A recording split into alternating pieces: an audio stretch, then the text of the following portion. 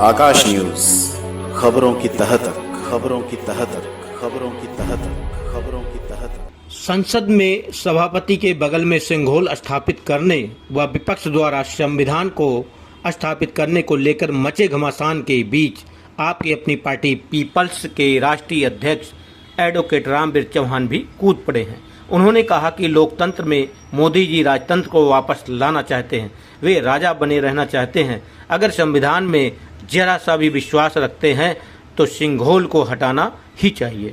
सिंघोल और ये जो सिंघोल की जो बात है, ये तो एक राजतंत्र को स्थापित करने की साजिश रची गई है नरेंद्र मोदी द्वारा। नरेंद्र मोदी का सपना टूट गया है।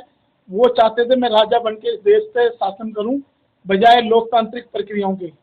जब इस देश में सारी रियासतें खत्म कर दी गई, इस देश ने सेकुलर कंट्री की बात अडॉप्ट की, तो आप कैसे एक धर्म के किसी धर्म के प्रतीक को कैसे किस तरीके से आप संसद में स्थापित कर सकते हैं? ये गलत परिपाटी थी नरेंद्र मोदी द्वारा जो स्थापित की गई, और उसको वहां से हटाना ही चाहिए। अगर आप संविधान में श्रद्धा रखते हो, आस्था रखते हो, तो वो चीजें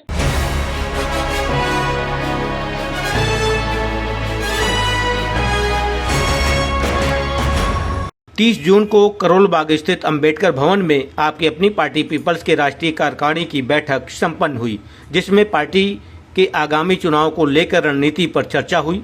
इस मौके पर पार्टी के राष्ट्रीय अध्यक्ष एडवोकेट रामवीर चौहान ने मीडिया से रूबरू होते हुए कहा कि प्रधानमंत्री नरेंद्र मोदी अपने आप को राजा समझते हैं और वे लोकतंत्र की जगह राजतंत्र को स्थापित करना चाहते हैं।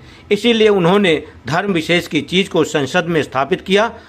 सिंघोल राजतंत्र की निशानी है। वहीं नीट पेपर लीक मामले में भी केंद्र सरकार को घेरा की रणनीति। अभी जो लोकसभा का चुनाव संपन्न हुआ है, 18वीं लोकसभा का 2024 का, उसके बारे में बातचीत थी कि हमारा देश में क्या परफॉर्मेंस रही है, किस तरह की चीजें रही है, तो सब हमने बात की है। बाकी आप लोगों के सामने कुछ चीजें आपके सामने भी आई हैं, तो उस पर विचार विमर्श हुआ है और भविष्य की रणनीति तय करी गई है।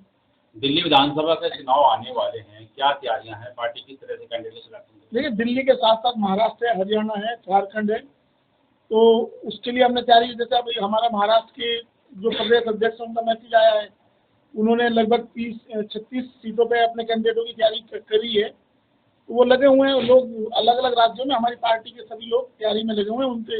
उनकी भविष्य की रणनीति बनाई गई है कि किस तरीके से आगे काम करना है। सर, संसद में सिंघोल और संविधान को लेकर एक लड़ाई चल रही है, आप देख रहे होंगे। विपक्ष कह रहा है नहीं, सिंघोल की जगह संविधान होना चाहिए, सत्ता पक्ष सिंघोल के चक्कर में पड़ा हुआ है। क्या लगता है, ये क्या लड़ाई चल रही है? ये सिंघोल और ये जो सिंघोल की जो बात है, ये तो एक राजतंत्र को स्थापित करने की साजिश रची गई है नरेंद्र मोदी द्वारा। नरेंद्र मोदी का सपना टूट गया है। वो चाहते थे मैं राजा बनके देश पे शासन करूं बजाय लोकतांत्रिक प्रक्रियाओं के। जब इस देश में सारी रियासतें खत्म कर दी गई, इस देश ने सेकुलर कंट्री की बात अडॉप्ट की, तो आप कैसे एक धर्म के किसी प्रतीक को कैसे किस तरीके से आप संसद में स्थापित कर सकते हैं? ये गलत परिपाटी थी नरेंद्र मोदी द्वारा जो स्थापित की गई, और उसको वहां से हटाना ही चाहिए। अगर आप संविधान में श्रद्धा रखते हो, आस्था रखते हो, तो वो चीजें ठीक नहीं है। दूसरी बात ये थी कि ये सिंघोल जो है, ये नरेंद्र मोदी ने पैदा नहीं किया है। ये सिंघोल भारत के जो पहले प्रधानमंत्री थे, स्वर्गीय जवाहरलाल नेहरू जी, उनको भेंट किया गया था और उन्होंने उसको स्मारक में रखवा दिया था, संसद में नहीं रखवाया। क्योंकि हम जब लोकतंत्र की बात करते हैं, जनता का जनता के लिए, जनता के द्वारा शासन, तो ये सिंघोल जो है राजदंड का प्रतीक है, राजशाही का प्रतीक है। तो ऐसा कोई भी सिंबल संसद के अंदर नहीं लगाना चाहिए, उसको तुरंत हटा देना चाहिए। ये जो है नीट के लेकर तैयार नहीं हो रहा सदन, तो इसके बारे में क्या पार्टी का स्टैंड है नीट के एग्जाम को लेकर? देखिए, नीट के एग्जाम के लिए हम तो पहले से ही कर रहे हैं कि जो नेशनल एजुकेशन पॉलिसी है, नेशनल एजुकेशन पॉलिसी ने इस देश की एजुकेशन सिस्टम का भट्टा बिठा दिया है। नेशनल एजुकेशन पॉलिसी इस देश के गरीब लोगों की शिक्षा छीनना चाहती है, अमीरों के हाथ में इस देश की शिक्षा देना चाहती है, ताकि गरीब लोग ना पढ़ सके।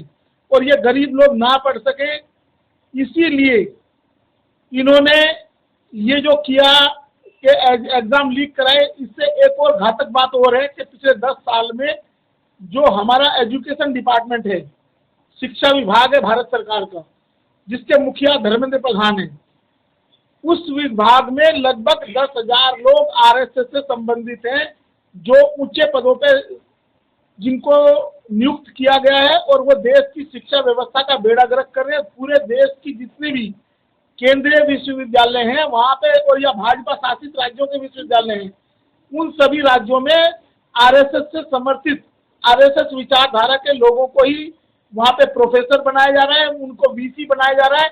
ये इस देश के लिए एक खतरनाक परिपाटी है कि एजुकेशन सिस्टम को संस्कृति के नाम पे डिस्टर्ब किया जा रहा है। जो देश प्रोग्रेस करता, साइंटिफिक तरीके से आगे बढ़ता, उस देश के रास्ते में रोड़े अटका दी गए। अब ये उसके में नहीं, ये इस देश का जो दबा कुचला गरीब आदमी है, जो शोषित वर्ग है, उसकी एजुकेशन को खत्म करने के लिए, क्योंकि आज वो पढ़ लिख के कम्पीट करना चाह रहे हैं।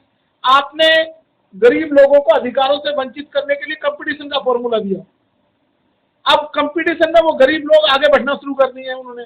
आपके साथ कंपटीशन में वो आगे, आज वो 100 में से 100 मार्क्स ला रहे हैं। तो जब वो गरीब लोग आगे बढ़ने लगे हैं, तो इन्होंने सबसे पहला काम, जिस तरीके से महात्मा मनु ने सिस्टम का, सामाजिक सिस्टम का विभाजन कर दिया था कि शिक्षा सिर्फ ब्राह्मणों के पास रहेगी, ऐसे ही जो नरेंद्र मोदी की सरकार है, उसने गरीब लोगों से, समाज के वंचित लोगों से शिक्षा छीनने के लिए ये नेशनल एजुकेशन पॉलिसी बनाई है। इससे गरीब लोगों के हाथ से शिक्षा छीन जाएगी और शिक्षा को प्राइवेट सेक्टर में दिया जा रहा है, ताकि वो बच्चे जिनके घर में खाने के लिए नहीं है, वो पढ़ाई की व्यवस्था कैसे कर पाएंगे, वो लाखों करोड़ रुपए फीस में कैसे दे पाएंगे।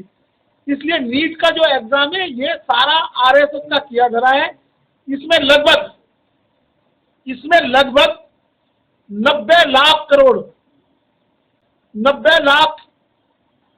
करोड़ का घोटाला बताया गया है। अभी पूरा जो अगर चेन देखेंगे, जितने भी इंस्टीट्यूट है एजुकेशन में, बहुत बड़ा घोटाला है। और जो प्राइवेट इंस्टीट्यूट जिनको फायदा हो रहा है, वो 4 लाख करोड़ का उनको बेनिफिट हो रहा है।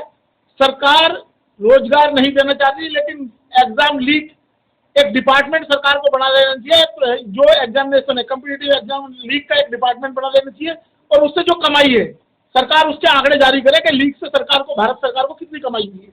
आप एक पार्टी का अध्यक्ष भी हैं और एक वकील भी हैं। कल 1 जुलाई है, तो सीआरपीसी और आईपीसी के जो है कि नए लागू हो रहे, इस बारे में आपकी पार्टी के? देखिए, हमने तो पहले कहा, इनकी मंशा जब इन्होंने एजुकेशन सिस्टम को बिगाड़ दिया है, तो अब ये पुलिस राज, कल से भारत में पुलिस राज लागू होगा। ये पुलिस का राज होगा। पुलिस ने, इन्होंने एक नई व्यवस्था दी है उसके अंदर कि अब 14 दिन से ज्यादा, 30 दिन तक भी पुलिस हिरासत में रख सकती है, कोर्ट में पेश नहीं करेगी। तो ऐसा पुलिस राज कायम करके लोगों को डरा धमका के, ये लोगों के अधिकारों का हनन है।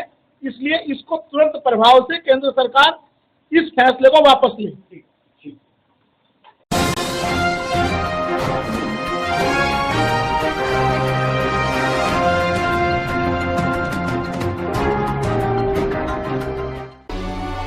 आकाश न्यूज, खबरों की तह तक, खबरों की तह तक, खबरों की तह तक, खबरों की तह तक।